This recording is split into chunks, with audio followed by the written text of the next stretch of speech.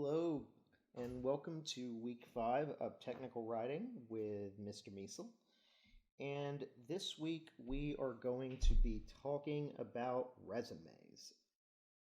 Your assignment for Friday is to seek out a job description for a job that you would like to get. This could be an internship. This could be a job that you're planning to apply for when you graduate. This could be You could use a medical school that you're trying to get into, or you could use some other kind of graduate school that you're trying to get into. We can tailor appropriate job application materials for that. For example, if you're trying to get into graduate school and you need to write a CV instead of a resume, we can work on that. Regardless of which one of these documents that you end up having to create, you need to take the requirements for the position that you're trying to hold, whether it's as a student, right? Whether it's as a student or a professional, or some kind of hybrid of those two. You need to find out what the requirements are and what the preferences are for that position. You need to tailor your document accordingly. So first of all, before we start talking about the different kinds of resumes, let's just talk about what sections you're going to find in a resume. So right up here at the top, you're going to want to introduce your resume with your name, and you're going to want to provide your contact information. Here, Burton Krebs has provided his name at the top, and you see he's drawn attention to it by putting it all in bold, and it's also all in caps.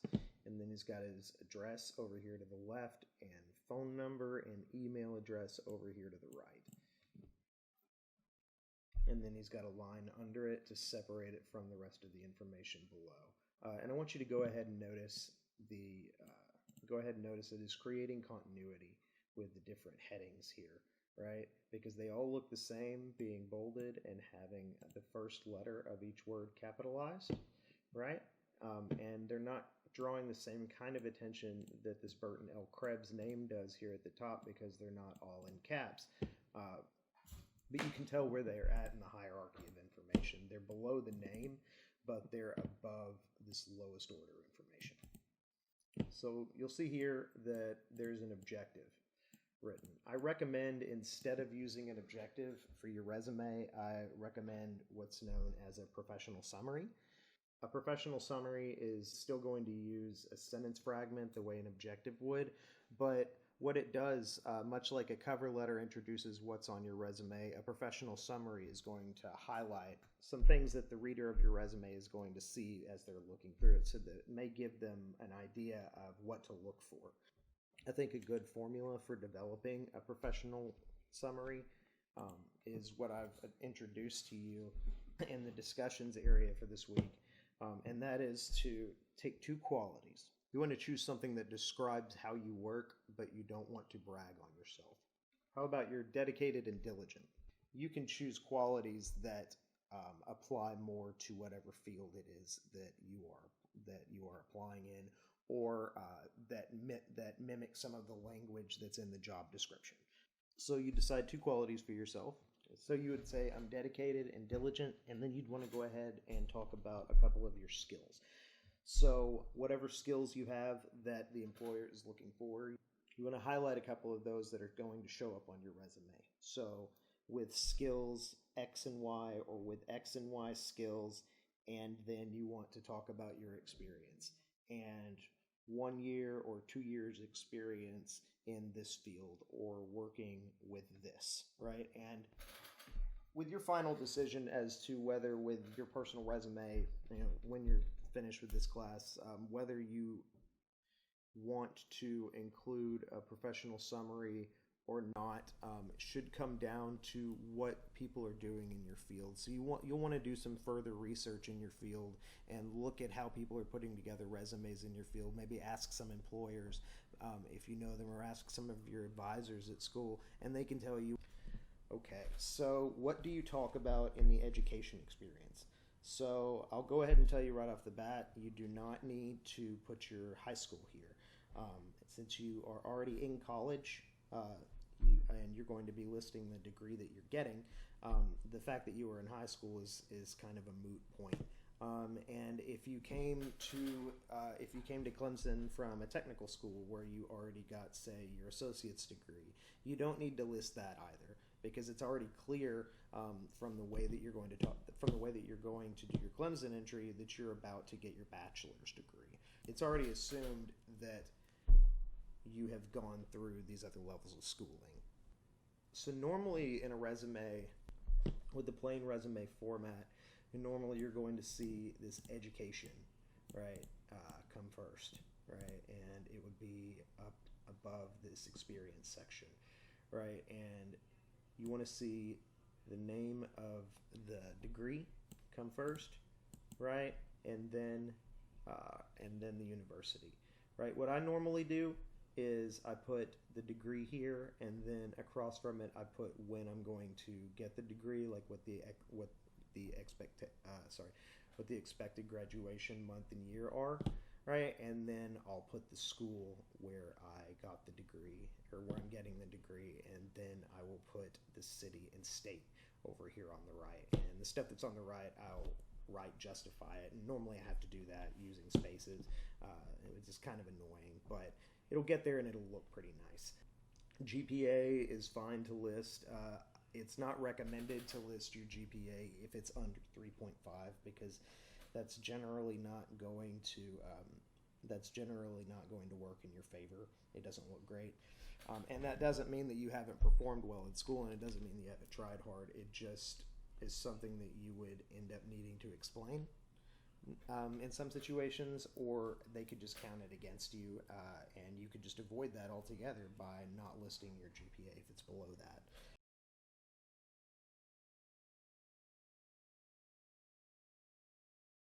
Yeah, often people in their education section will include a related coursework section, and this is fine to do as long as the coursework truly is related to the job that you're applying for. You want to make sure that when you're listing the classes, either the title makes it clear, the title of the class makes it clear how that class is related to the work that you're applying for, or you talk about, after you have listed the class, you give some information about what you did in that class, and then that should make the connection between the class and the job that you're applying for.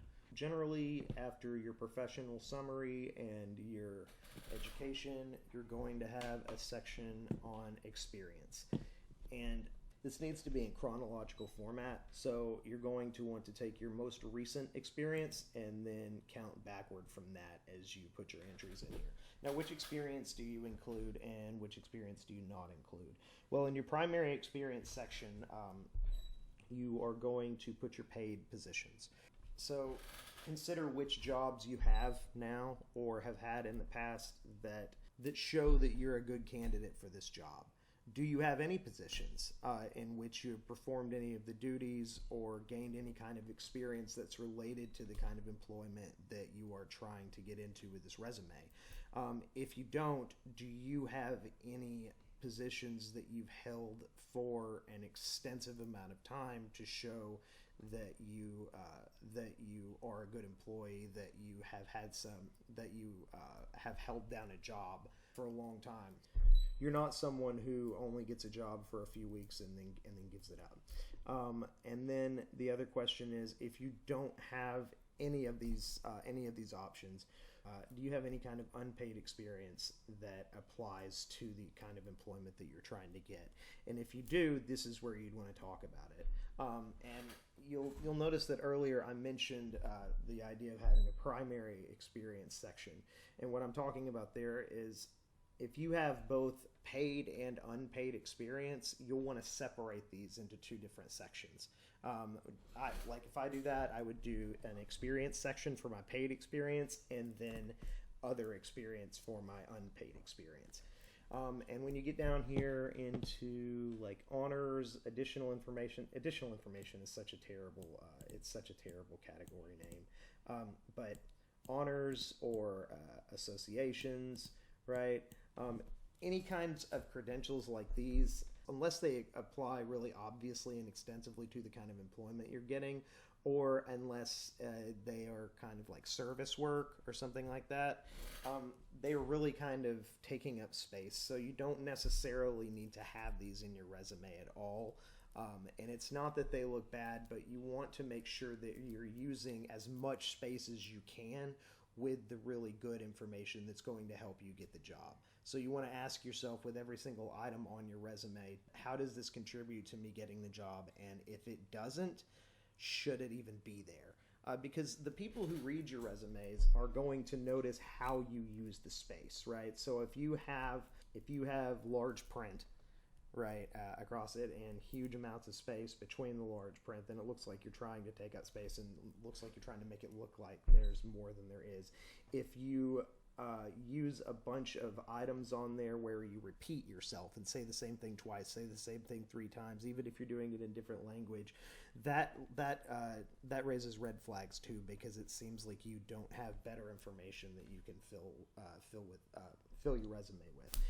And so these are things that you want to think about. You want to put yourself in the reader's shoes. Next section that you want to think about, which frequently comes after education and experience, is the skills section. And this is probably this is where you might be borrowing the most from what is in the job description. And look at the skills that they need the most, not only the required skills, but also the preferred skills. Don't say that you have a skill that you don't have, right?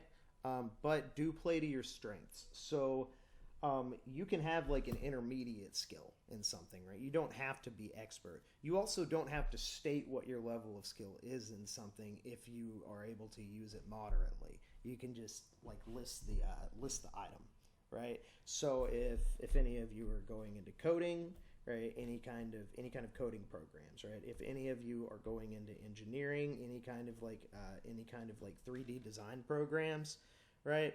And you guys know what these are because y'all are I don't have to work with any of that stuff, but CAD software, for example, I don't know anything about it, right? But these are the kinds of skills that if you're trying to get like a job where you would be using CAD, these are the kind of skills that you would be listing, and you'll see the skills that they need inside the job description.